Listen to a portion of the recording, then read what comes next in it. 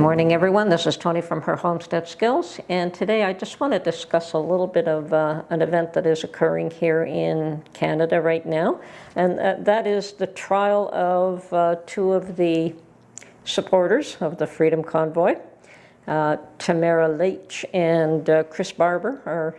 Their trial has started yesterday, as a matter of fact, and it's expected to last about 16 days.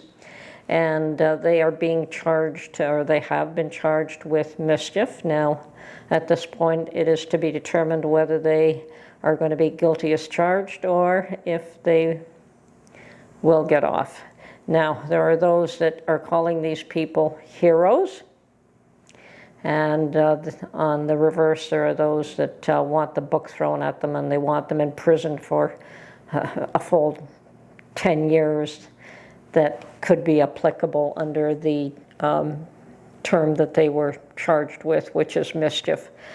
Personally, I don't believe that either one of those scenarios are actually valid. I doubt very much that they will be given any more time than they've already served. Even if they do find a way to find them guilty, which I expect that they will not, but that is my personal belief. And I also don't consider these people heroes. I do believe that they had a position and they wished to make their position known, and they, in many, many ways, they spoke for a huge percentage, a huge swath of the Canadian population, and they were supported by the population to a very large degree. The ones that did not support them were probably more the local inhabitants of Ottawa and the media. So I know that they were supported along their drive from one end of the country to the other, that people all along that 2,000-3,000 mile route that they took to get to Ottawa with their big rigs, they were cheered on by the population at every juncture. So you can't say that they were not supported by the Canadian population and that everyone was against them, because that is absolutely not true. People were tired of being pushed around. What was supposed to be a 2-week shutdown turned out to be a 2-year shutdown. And a lot of people lost just about everything, and there was no end in sight to this fiasco that was a means of just controlling the population well beyond what was necessary. I don't think that the population needed to be held under such strict controls. Now, whether that was just an attempt at trying to determine how far the government can go and what they can get away with, well, but that was just a first step. But we're seeing right now that there is a reoccurrence of trying to push the same issues, trying to get people to wear masks again. Not so much in Canada, but that might come here as well. So there does seem to be a push to get people to wear masks in schools in the cities in the U.S. Keep an eye out, folks, and bear in mind, and if you are of the belief that these things are useless, then don't comply. That's all I can say. These are not laws. These are just people pushing their weight around. They're just bullies trying to control others rather than, they're not laws. Like, okay, if it's going to be a law, let's go through the process of turning it into a law and see if you can get away with that. Now, as much as I don't consider these people heroes, I also don't think that they were attempting to overthrow the government. And I think that the government went way too far. And the one thing I will never forgive the government for doing, although it has not affected me in any way, shape, or form, was to seize people's bank accounts, shut them down. And that was nothing more than a bully tactic to get people to do what they want.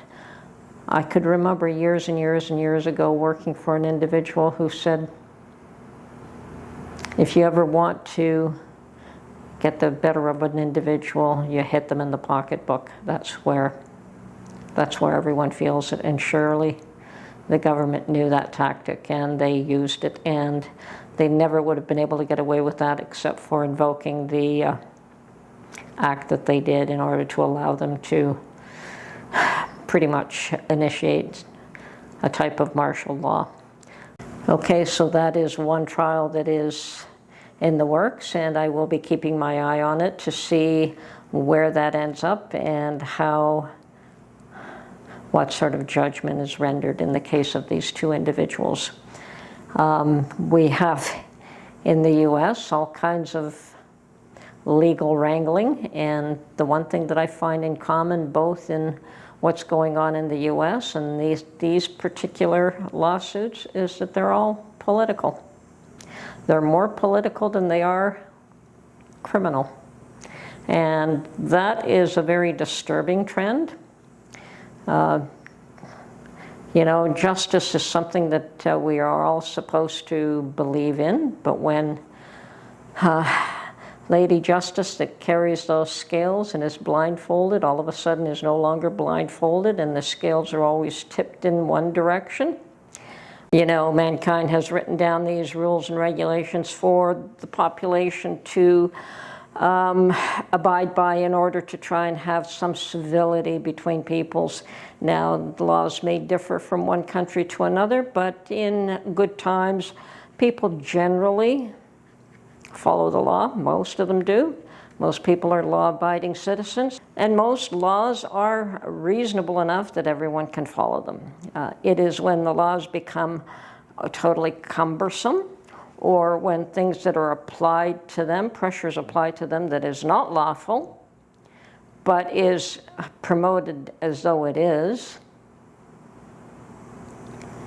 and forced upon you, then people will object. There's also a term that I hear, and I hear it more from the US folks than I do up in Canada, and that is faith, family, and country. So people believe in all three of them, or they don't believe in any of them. And people of faith usually have a very tight family relationship as well. They keep their children close, they keep their old people close, so very tight-knit community.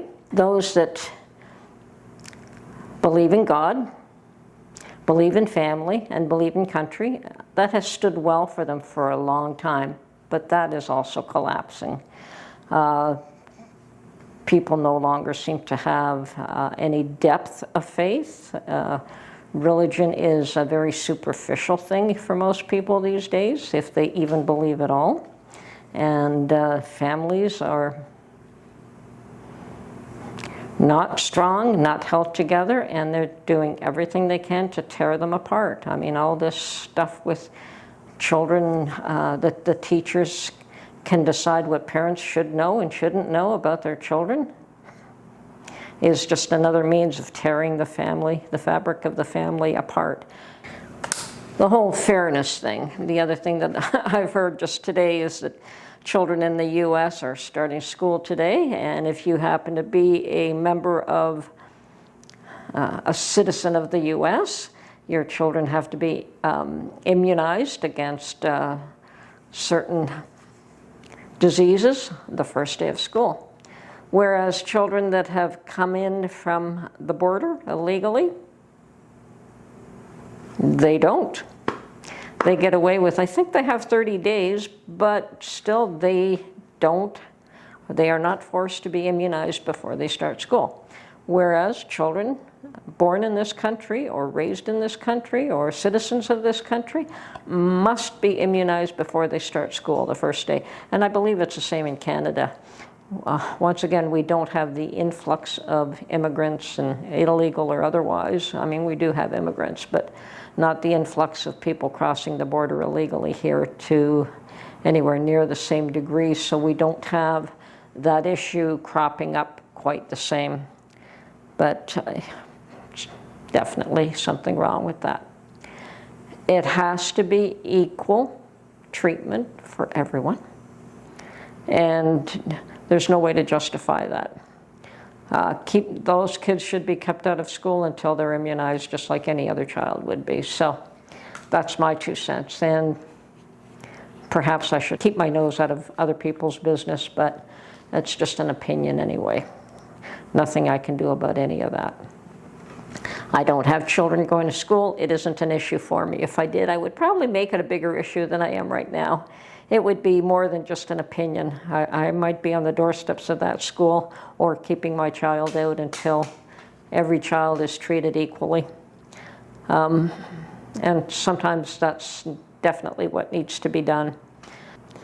When we begin to recognize that it's got nothing to do with law, but got to do with ideology, and trying to enforce one ideology on the whole population when the rest of the population wants nothing to do with it, it's got nothing to do with law, got nothing to do with justice.